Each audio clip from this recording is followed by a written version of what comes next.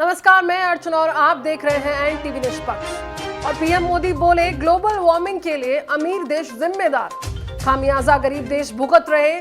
G20 देश विदेश मंत्रियों की बैठक दिल्ली में शुरू हो गई है।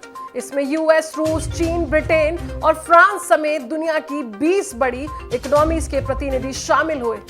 मीटिंग के इनॉग्रेशनल सेशन में पीएम मोदी ने कहा, कई साल की प्रगति के बाद आज हमारे सामने रिस्क है कि कहीं हम सस्टेनेबल डेवलपमेंट गोल्स में पीछे की तरफ ना चले जाएं। प्रधानमंत्री ने कहा, कई विकासशील देश इस समय फूड और एनर्जी सिक्योरिटी के लिए ऐसे कर्ज तले दबे हैं जिन्हें वे संभाल नहीं पा रहे।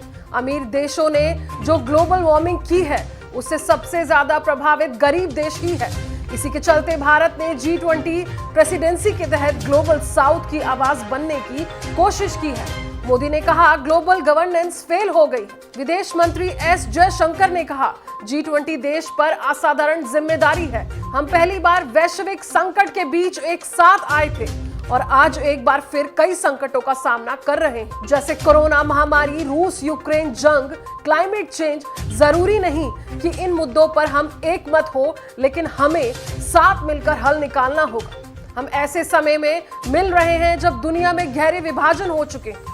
पिछले कुछ साल में हमने अधिक संकट, जलवायु परिवर्तन, महामारी, आतंकवाद और युद्ध देखे हैं। इससे साफ हो गया है कि ग्लोबल गवर्नेंस फेल हो चुकी है। दुनिया के अहम मुद्दों को संभालने के लिए बनी संस्थाएं सबसे बड़ी चुनौतियों को पूरा करने में फेल हुई। करीब 5 महीने बाद रूस और अमेरिका के अलावा चीन के फॉरेन मिनिस्टर्स एक ही प्लेटफॉर्म पर मौजूद हैं।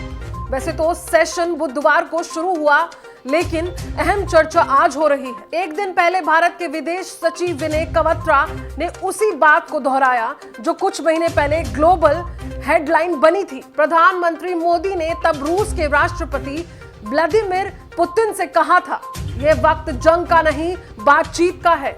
माना जा रहा है कि मीटिंग के दौरान या उसके अलग भारत के विदेश मंत्री जयशंकर रूस यूक्रेन जंग को रोकने के लिए संबंधित पक्षों से बातचीत करेंगे। अब तक कम से कम 3 मौके ऐसे आए जब अमेरिका ने ओपन फोरम से कहा कि भारत को जंग रोकने के लिए अपने प्रभाव का इस्तेमाल करना चाहिए।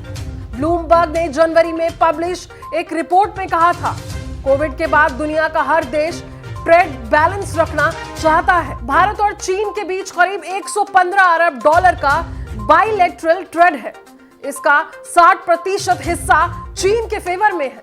जाहिर है LAC पर तनाव के बावजूद चीन किसी भी सूरत में भारत जैसा बड़ा मार्केट खोने का जोखिम नहीं उठा सकता। दूसरी तरफ भारत है, उसका डोमेस्टिक मार्केट और मिडिल क्लास ही इतना बड़ा है कि उसे बहुत ज्यादा फर्क नहीं पड़ता। कोविड-19 के करीब 3 साल के दौर में यह साफ तौर पर नजर भी आया है। जहां दुनिया की बड़ी इकोनॉमी जबरदस्त प्रेशर में थी, तो भारत की ग्रोथ रेट पर ज्यादा असर नहीं पड़ा। दुनिया के कई एक्सपर्ट और रेटिंग एजेंसी पहले ही कह चुकी थी कि इस साल भारत की ग्रोथ रेट 6.7% रहेगी। यह दुनिया में सबसे ज्यादा है। तमाम ऐसी ही खबरों को देखने के लिए आप देखते रहिए एनटीवी निष्पक्ष।